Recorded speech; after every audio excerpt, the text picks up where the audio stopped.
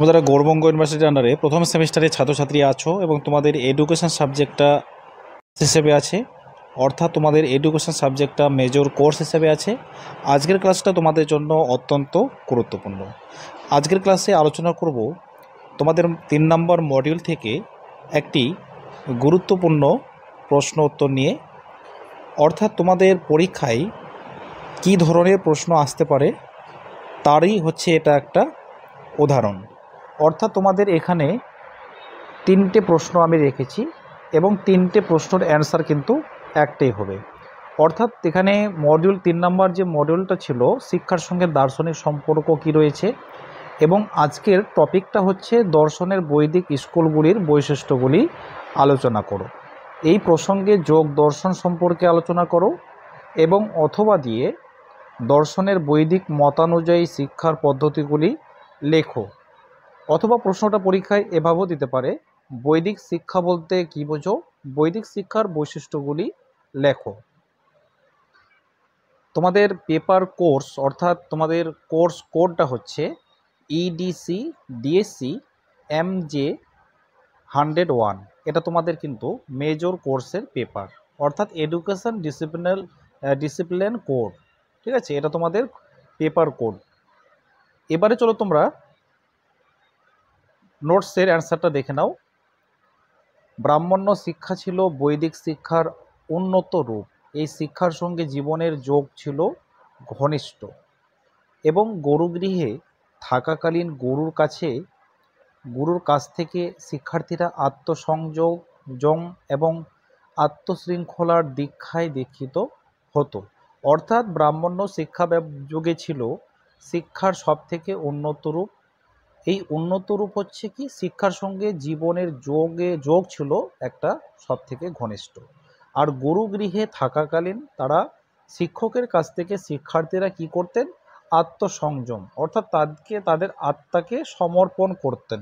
যা কিছু চাওয়া হবে ভাবনা মন থেকে ইন্দ্রিয় গৃহ্যের মাধ্যমে, এবং ইন্দ্রিয়কে দমন করে যোগ সাধনের মাধ্যমে জাগতিক আকাঙ্ক্ষা সম্পর্কে নিজেকে নির্লিপ্ত করার বিদ্যা লাভ করত তারা।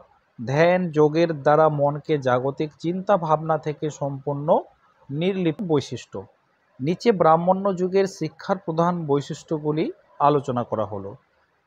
প্রথম আলোচনা হচ্ছে শিক্ষার লক্ষ্য। ব্রাহ্মণ্য শিক্ষার লক্ষ্য সম্পর্কে আলোচনা করতে গেলে নিচের 3টি বিষয় আলোকপাত করতে হয়। প্রথম, ব্রাহ্মণ্য শিক্ষা। দর্শন ভিত্তিক ব্রাহ্মণ্য শিক্ষা দর্শনের ভিত্তিতেই সে যুগে শিক্ষা সম্পর্কে ধারণা গড়ে উঠেছিল।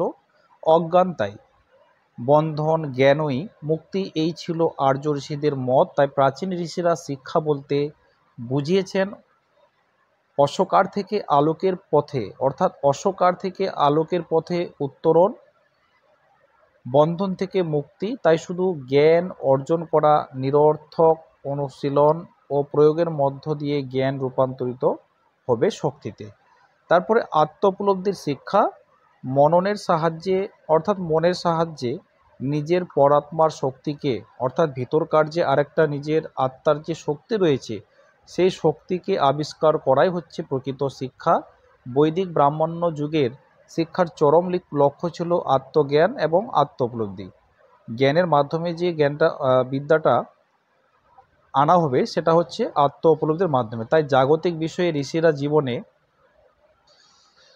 এবং এখানে এরপরে পয়েন্টটা হচ্ছে 3টে দিক রয়েছে। সেটা হলো জ্ঞানের দিক থেকে সেই মানবতাকে পূর্ণভাবে জানা, অনুভবের দিক থেকে সেই মানবতার সঙ্গে ভক্তিপ্রীতির সংবোধন স্থাপন করা, প্রকৃতির দিক থেকে সেই পূর্ণ জ্ঞান ও ভক্তিকে মিলিয়ে দেওয়া। এরপরে আনুষ্ঠানিক বিদ্যা আরম্ভ।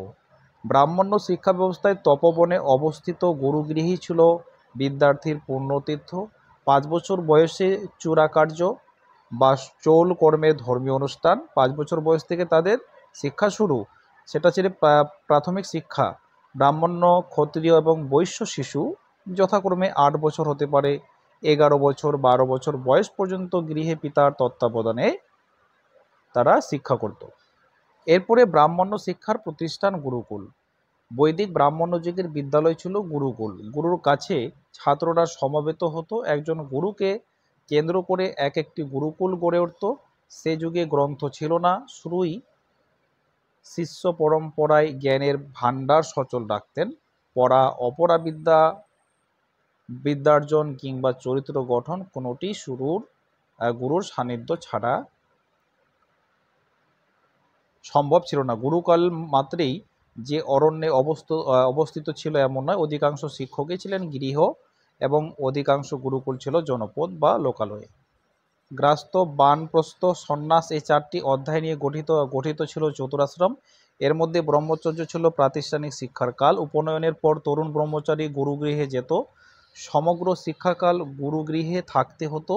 গুরুগৃহে বাসকালে চিন্তায়, বাক্যে ও কর্মে ব্রহ্মচারীকে সংযত জীবনযাপন করতে হতো। তারপরে ছাত্র এবং শিক্ষকের সম্পর্ক।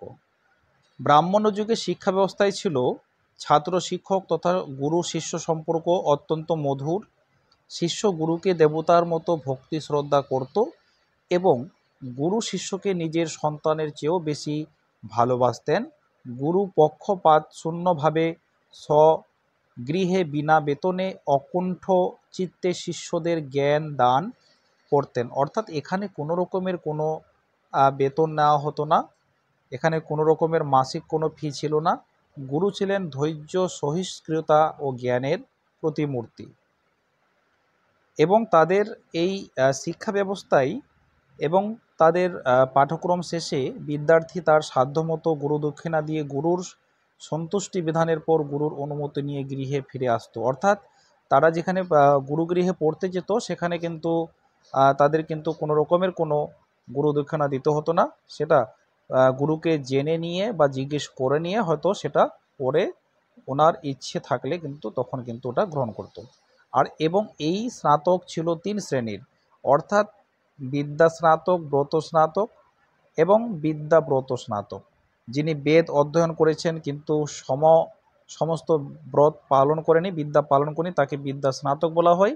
যিনি সমস্ত ব্রত পালন করেছেন কিন্তু সমস্ত বেদ পাঠ করেনি তাকে বলা হতো ব্রত স্নাতক। আর যিনি সমস্ত বেদ পাঠ করেছেন, সমস্ত ব্রত পাঠ করেছেন, তাকে বলা হতো বিদ্যাব্রত স্নাতক। তার বিষয় মডিউল 3, দর্শনের বৈদিক স্কুলের বৈশিষ্ট্য, তার সঙ্গে যোগ দর্শনের কি সম্পর্ক রয়েছে এবং দর্শনের শিক্ষা পদ্ধতি কি, এই প্রশ্নগুলো তোমাদের জন্য খুবই গুরুত্বপূর্ণ। এবং আজকের ক্লাসে তোমরা যারা এডুকেশন সাবজেক্টে মেজর করছো, তোমরা অবশ্যই তোমাদের বন্ধু বান্ধবদের কাছেও এই ভিডিওটা তোমরা শেয়ার করবে এবং তোমাদের আজকের ক্লাসটা কেমন লাগলো অবশ্যই তোমাদের মূল্যবান বক্তব্য কমেন্টে লিখে জানাবে।